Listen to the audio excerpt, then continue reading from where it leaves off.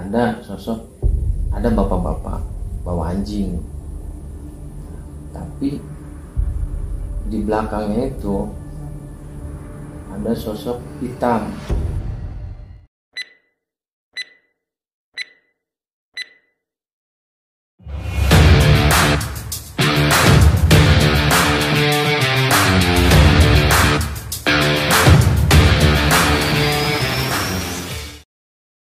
Assalamualaikum, Sampurasun, Om Swastiastu, salam sejahtera untuk kita semua. Ketemu lagi di Jiwa Tua 2. Kali ini saya tidak membagi cerita mistis ya. Kebetulan hari ini ada teman datang, kebetulan profesinya ojol, dan dia punya beberapa cerita mistis. Karena itu saya todong dia tadi untuk bercerita satu pengalaman mistis yang pernah dia alami.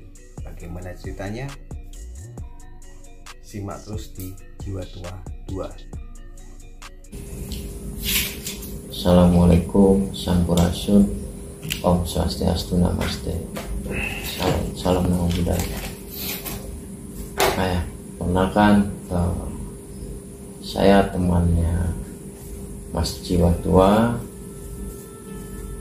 Kebetulan juga saya ini seorang driver kelas 1 ojol.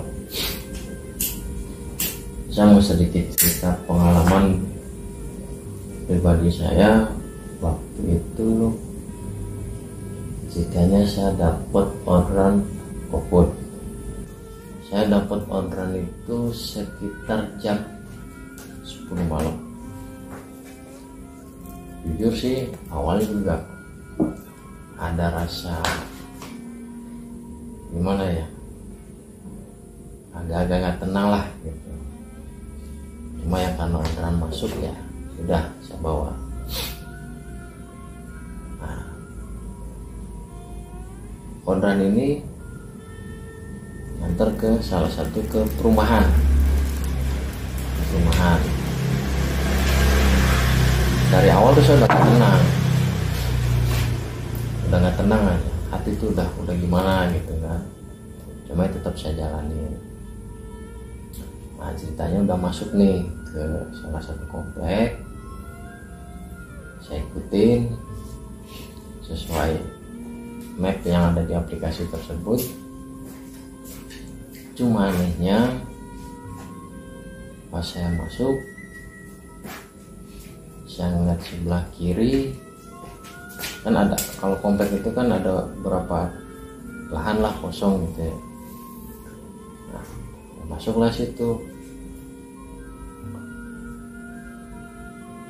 Di samping rumah itu ada tanah kosong. Nah, di sampingnya lagi ada rumah. Di samping rumah itu ada lagi tanah kosong. Pas ke tanah kosong yang pertama itu saya ngeliat, kok kayaknya beda nih gitu kan. Feeling saya nih kayak ada satu tempat lah gitu. Cuma secara powernya atau energinya kayaknya kecil. Nah, saya terusin tuh jalan katanya. Ketemu lagi tanah kosong. Saya lihat lagi di situ, kayaknya ada satu tempat dan yang saya rasa gitu powernya itu lebih besar daripada di tanah kosong yang sebelumnya nih. Itu posisi cuma terhalang satu rumah. Nah, saya terusin nih perjalanannya, sampailah ke tempat si rumah customer ini. Begitu orderannya sudah saya kasih, itu saya udah tuh ceritanya mau arah balik nih, tapi ya itu hati tuh kayak nggak tenang gitu kan. Wah, jangan-jangan ada sesuatu nih gitu. Saya sih main feeling aja. Nah, begitu saya pulang, Lah kok saya lihat tumben gitu loh, kayak ada kabut. Biasanya kalau di area-area pegunungan wajar lah ada kabut, tapi masa iya di Jakarta ada kabut? Kayak kurang yakin gitu kan. Kalaupun ada kabut pasti itu orang yang bakar sampah, asap lah gitu, asap sampah.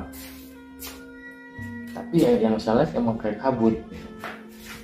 Nah pas saya jalan yang pertama tuh ada sosok, ada bapak-bapak bawa anjing, tapi di belakangnya itu ada sosok hitam.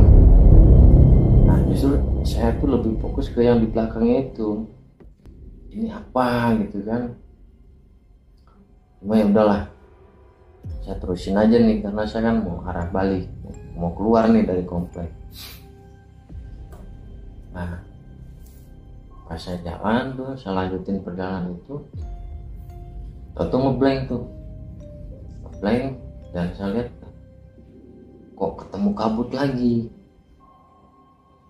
Cuma perasaan tuh kayaknya udah bener-bener wah nggak jelas lah gitu, kayaknya nggak bener gitu kan. Udahlah saya jalanin terus tuh. Bener, ternyata begitu saya habis lewatin kabut itu, yang seharusnya saya lurus jadi nggak tahu itu nongolnya di mana gitu kan.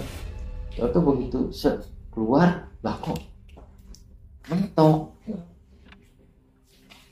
kalau lurus mentok ke kiri, mentok cuma ada yang ke kanan. Nah posisi kanan pun ya masih kebun-kebun gitu. Tapi udah saya terusin tuh, saya cari jalan keluar. Nah sampailah saya tuh melihat di sebelah kanan ada pos security.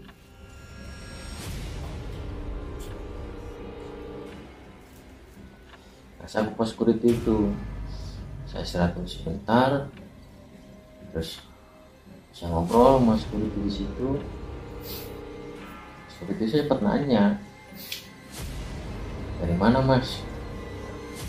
Saya ceritain tuh, habis nganter pak begini, dan apa yang saya rasakan, apa yang saya lihat, saya ceritain tuh ke security itu. Ternyata security itu bisa dibilang dia udah lama jaga di komplek tersebut, ya dari nol lah. Nah apa yang saya ceritain, ternyata dia juga tahu.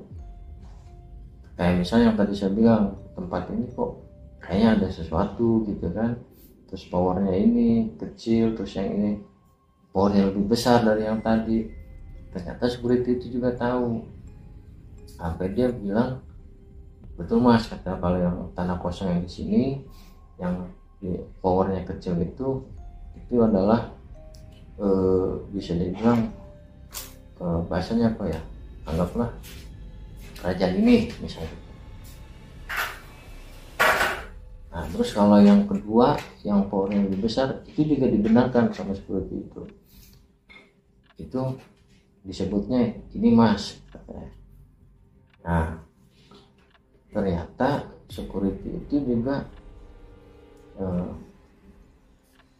cerita kalau banyak kayak misalkan supir taksi lewat situ. Dulu juga pernah katanya ada supir taksi lewat situ, di stop tuh sama sosok perempuan. Nah begitu ngelihat sosoknya dia kabur. Terus ada juga yang pernah ngelihat ada sosok orang naik kuda, lokasinya pun sama di situ juga. Bahkan ada tukang ojek yang sering antar jemput anak warga di situ pun dulu katanya, padahal dia sering ke situ, tapi justru dia sendiri ngalamin hal-hal mistis juga. Yang dia cerita itu dari jam 8 pagi sampai jam 2 siang muter aja di situ katanya, nggak ketemu jalan. Nah, akhirnya ketemulah bapak itu, dan dari situ baru dia bisa keluar. Nah, waktu itu saya ngobrol sama bapak itu kurang lebihnya sampai jam 12-an lah. Nah, udah saya habis ngobrol dengan bapak itu, saya minta tolong Pak, kalau mau keluar lewatnya ke arah mana ya Pak ya. Tunjukin lah sama bapak itu, lewat sini. Ya alhamdulillah akhirnya bisalah keluar dari komplek tersebut gitu. Nah, ya alhamdulillah saya bisa keluar dari komplek itu. Ya walaupun ya alhamdulillah, intinya saya bisa bersyukur, saya bisa keluar dari komplek itu, ya saya bisa mengalami hal tersebut.